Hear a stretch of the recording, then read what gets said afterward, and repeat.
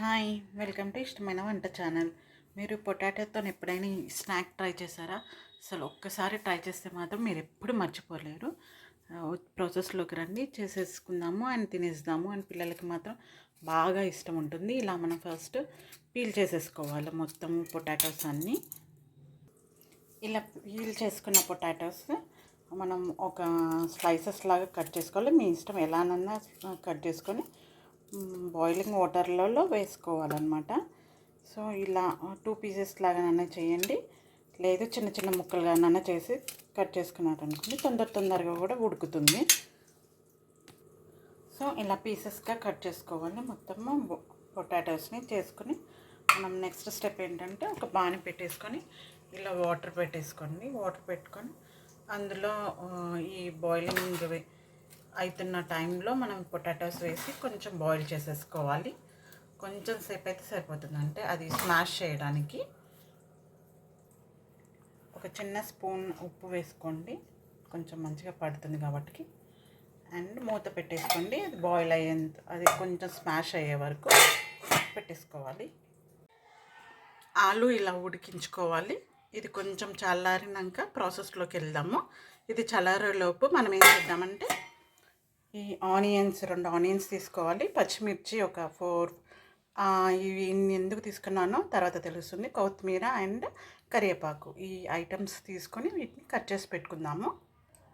So ఆనియన్స్ని ఇలా cut చేసుకున్నాను, పచ్చిమిర్చి ఏమో చిన్న చిన్న ముక్కలు చేసేసుకున్నా, అండ్ కరివేపాకు కూడా కొంచెం తుంచుకున్నాను, అండ్ కొత్తిమీర ఇది పచ్చిమిర్చి స్లిట్స్ చేసి పెట్టుకున్నాను. ఇది లాస్ట్కి చెప్తాను ఎందుకు. అండ్ కరివేపాకు కూడా కొంచెం ఇలా ఉంచుకున్నాను. నెక్స్ట్ ప్రాసెస్, ఈ బాయిల్డ్ పొటాటోని ఒక బౌల్లోకి తీసేసుకొని స్మాష్ చేసుకోవాలి. మీ దగ్గర ఫోర్క్ ఉంటే ఫోర్క్తో స్మాష్ చేసుకోండి, లేదు అంటే హ్యాండ్ యూజ్ చేయాలనుకున్నా హ్యాండ్ యూజ్ చేయొచ్చు. బాగా ఉడికింది కాబట్టి ఇలా స్మాష్ చేసేసుకోవాలి. ఇలా మొత్తం స్మాష్ చేసుకున్నాక మన ఇంగ్రీడియంట్స్ ఉన్నాయి కదా, ఇది ఆనియన్స్, పచ్చిమిర్చి, కరివేపాకు అండ్ కొత్తిమీర మొత్తం ఇందులో వేసేసుకోవాలి. ఆ స్లిట్ చేసినవి మాత్రం వేసుకోకుండా పక్కన పెట్టుకోవాలి. కరివేపాకు కూడా పక్కన పెట్టేసుకొని ఇదంతా మిక్సప్ ఇవ్వండి. చేతితో ఇస్తేనే కొంచెం బెటర్.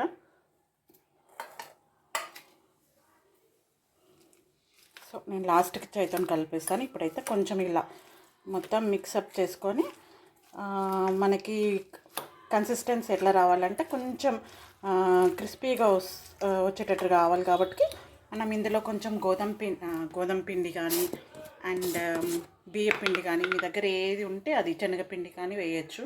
సో ఇప్పుడు మనము 1 కప్పు గోధుమ పిండి వేస్తున్నాను. నేను హెల్దీ కోసం మైదా పిండి వేయట్లేదు, గోధుమ పిండి వేస్తున్నాను. అండ్ ఒక 2-3 టేబుల్ స్పూన్స్ బియ్య పిండి కూడా వేస్తున్నాను. బియ్య పిండి ఏంటంటే క్రిస్పీగా బైండ్ అవుతుంది. మీకు ఎంత కన్సిస్టెన్సీ కావాలంటే అంత కన్సిస్టెన్సీ తీసుకోండి. ఇంకొంచెం వాటర్గా ఉంటే కొంచెం ఎక్కువ వేసుకోండి.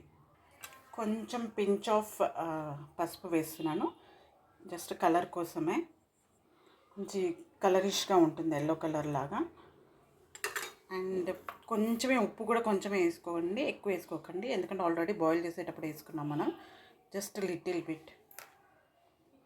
అండ్ కొంచెం కారం, స్పైసెస్ తగ్గించేస్తేనే టేస్ట్ ఉంటుంది దీనికి. కొంచెమే అంటే కొంచెం కారం అంతే.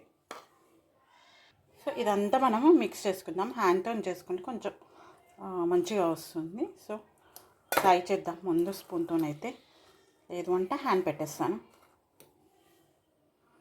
సో ఈ కన్సిస్టెన్సీలో కలుపుకోవాలి. చేయి పెట్టండి మాత్రం అస్సలు అవ్వదు.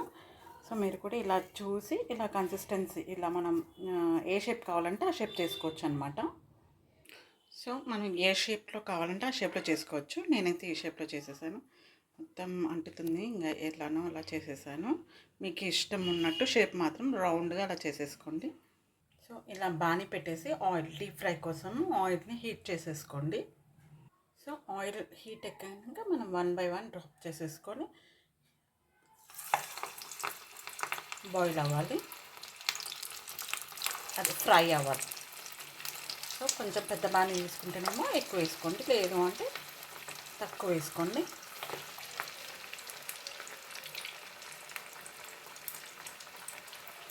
మీడియం ఫ్లేమ్లోనే కుక్ చేసుకోండి, ఎందుకంటే లోపల వరకు కుక్ అవ్వాలి కాబట్టి.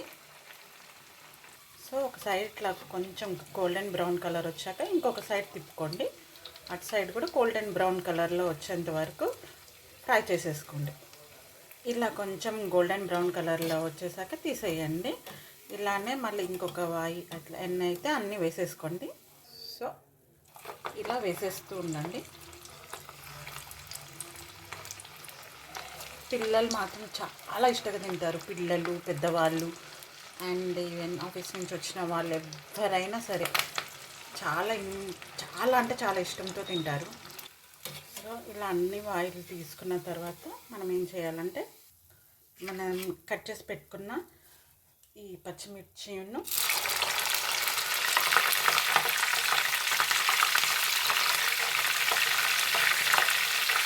కరివేపాకు గోలించుకోవాలి.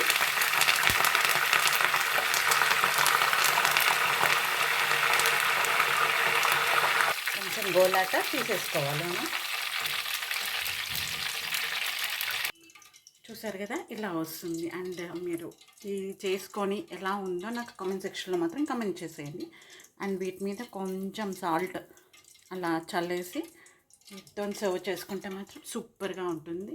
అండ్ టేస్ట్ చూసి మీరు ఎలా ఉందో నాకు చెప్పండి. ఆలు టిక్కా అంటారు, ఏ పేరైనా పెట్టుకొని పిలుచుకోండి. బట్ సూపర్ అంటే సూపర్ టేస్ట్ ఉంటుంది. Super snack. Thank you for watching.